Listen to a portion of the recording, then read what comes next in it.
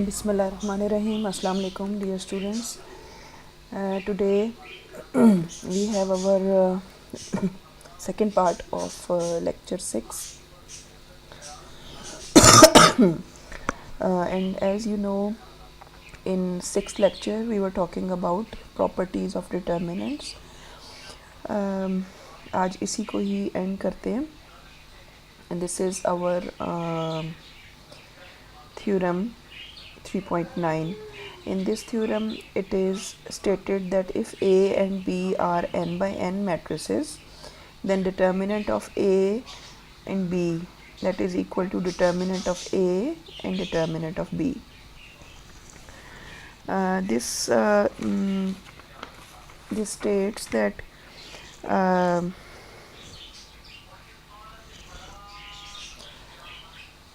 कि अगर आप दो मैट्रिसेस को मल्टीप्लाई करें ए और बी को और बाद में डिटर्मिनेंट ले लें, या पहले ए का डिटर्मिनेंट लें और बी का लें और फिर मल्टीप्लाई कर दें, तो एक ही बात है. तो इसको आगे हम एग्ज़ाम्पल 10 में देखते हैं. इन दिस एग्ज़ाम्पल ए और बी दो मैट्रिसेस गिवन है, तो पहले दोनों का सेपरेट डिटर्मिनेंट लेंगे. A determinant is -2 and B determinant is 5. And अगर ए और बी को मल्टीप्लाई कर दें तो हमें ऑलरेडी पता है कि दो मैट्रिसेस कैसे मल्टीप्लाई होते हैं, 2x2 ऑर्डर के. दोनों को मल्टीप्लाई करने के बाद जो मैट्रिक्स बन रहा है उसका डिटर्मिनेंट लिखेंगे, दैट इज़ इक्वल टू -10, और ये इक्वल है determinant of A multiplied by determinant of B, that is multiply -2 by 5, that is equal to -10, right. तो हम इस तरह से भी डिटर्मिनेंट एवेल्यूएट कर सकते हैं.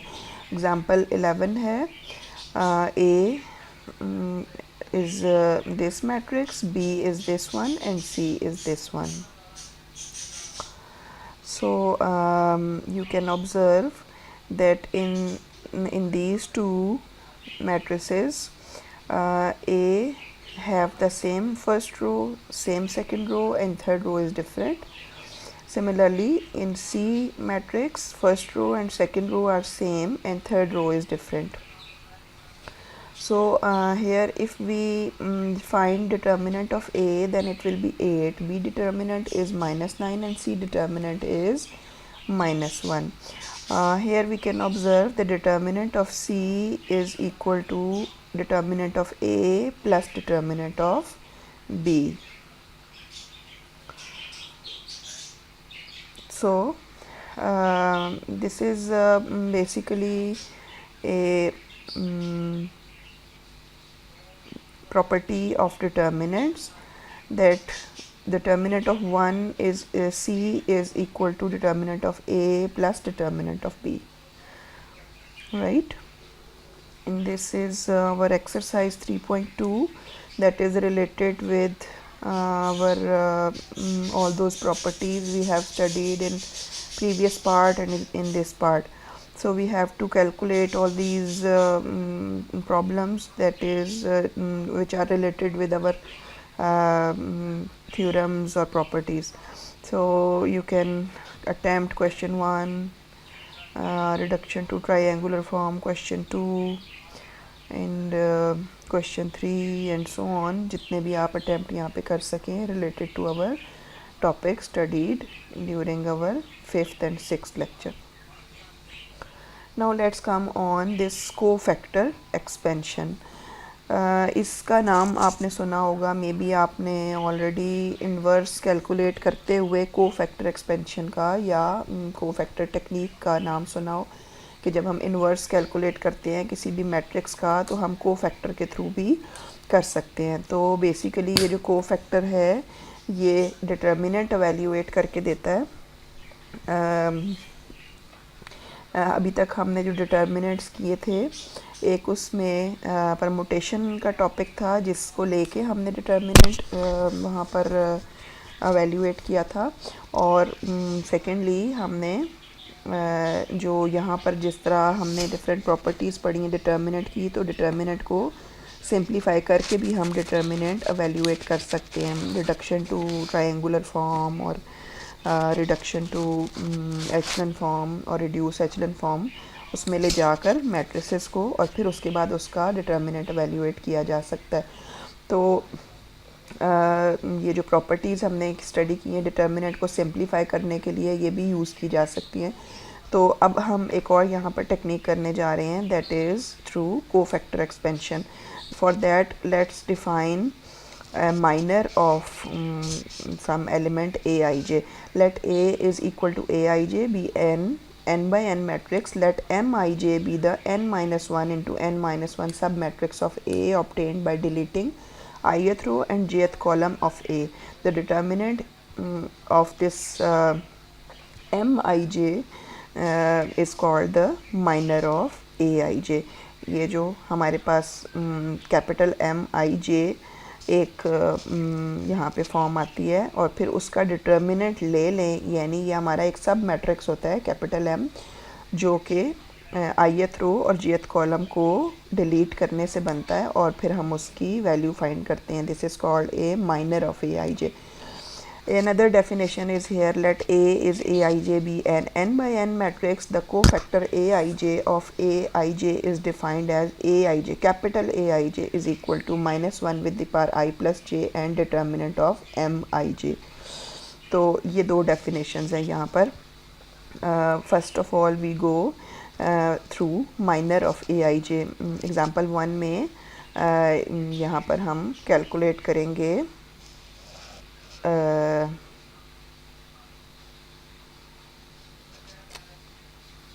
एग्ज़ाम्पल 1 में देखते हैं. देन ये let A is this matrix, then determinant of M12 means this is the entry or this is some determinant or no, this is some matrix जिसका के हम डिटर्मिनेंट लिखेंगे. तो मैट्रिक्स कौन सा है? अगर हम M12 लिख रहे हैं तो 12 means first row and second column. So we are talking about this -1 entry, right. तो हम इस एंट्री के लिए इसका कॉलम, इसकी पहली रो और दूसरा कॉलम डिलीट कर देंगे और बाकी हमारे पास जो मैट्रिक्स बनता है वो 4, 6 और 7, 2 आता है. तो इसका डिटर्मिनेंट लिखेंगे, that will be equal to determinant of M12. तो यहाँ पे एवेल्यूएट करेंगे तो -34 आ जाता है. इसी तरह से M23 हम यहाँ पे अगर लिखना चाहें तो 2-3 एंट्री कौन सी है? दूसरी रो और तीसरा कॉलम. तो दूसरी रो और तीसरा कॉलम में एंट्री ये 6 एंट्री है. तो इसका जब हम डिटर्मिनेंट निकालते हैं M23 तो उसमें हम दूसरी रो और तीसरा कॉलम छोड़ देंगे तो हमारे पास डिटर्मिनेंट आएगा 3 - 1 7 1. जब इसको एवेल्यूएट करेंगे तो ये इसकी वैल्यू 10 है. इसी तरह से हम M31 का भी डिटर्मिनेंट निकाल सकते हैं. M31 means this is some matrix which is located on 3 1 position, यानी थर्ड रो और पहला कॉलम. तो ये हमारी ये 7 एंट्री है जिसके लिए हम M31 कैलकुलेट करेंगे और इसके जो डिटर्मिनेंट आएगा वो -1 5 2 6 आएगा. या अगर रो वाइज मैं इसको रीड करूँ तो -1 2 और 5 6. जब इसका डिटर्मिनेंट हम एवेल्यूएट करते हैं तो ये -16 आएगा, राइट. अब यहाँ पर सेकंड डेफिनेशन के अकॉर्डिंग हम कैपिटल A12 लिख रहे हैं विच इज़ को factor of A12, small a12. अब A12 का जो को फैक्टर है this is by definition is -1 with the power 1 + 2. जो यहाँ पे एंट्री की पोजीशंस हैं, पहली रो और दूसरा कॉलम, इसको -1 की पावर में ऐड करेंगे and determinant of M12.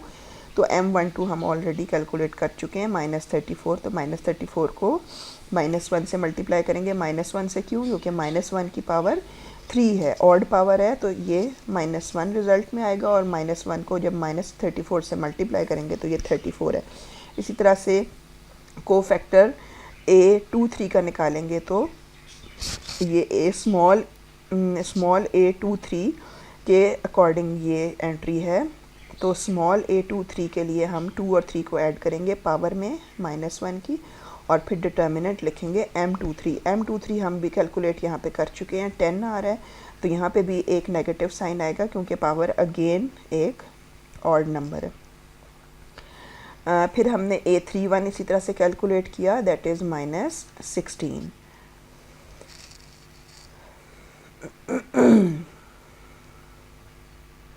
Right.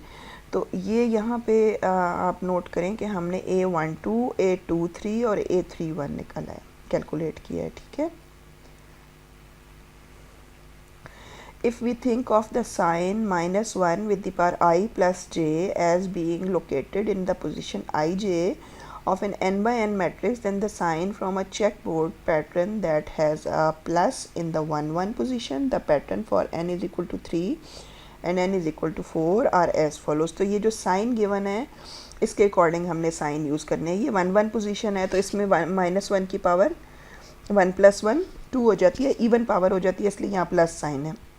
दूसरी पोजीशन पे आप 1 2 पोजीशन पे जब पावर लेंगे तो वो 1 + 2 3 पावर है, ऑड पावर होती है तो नेगेटिव साइन देगा। इसी तरह से 1 3 पर इवन पावर हो जाती है, इसलिए प्लस साइन आएगा। तो ये इन्होंने एक ओवरऑल प्लस माइनस का साइन दे दिया है, जो यहाँ पे ये रिप्रेजेंट कर रहा है कि किस नंबर, यानी आपने अगर कोफैक्टर A11 का करना है तो फिर वो पॉजिटिव साइन के साथ होगा, A12 का करना है तो वो नेगेटिव साइन के साथ होगा, ठीक है।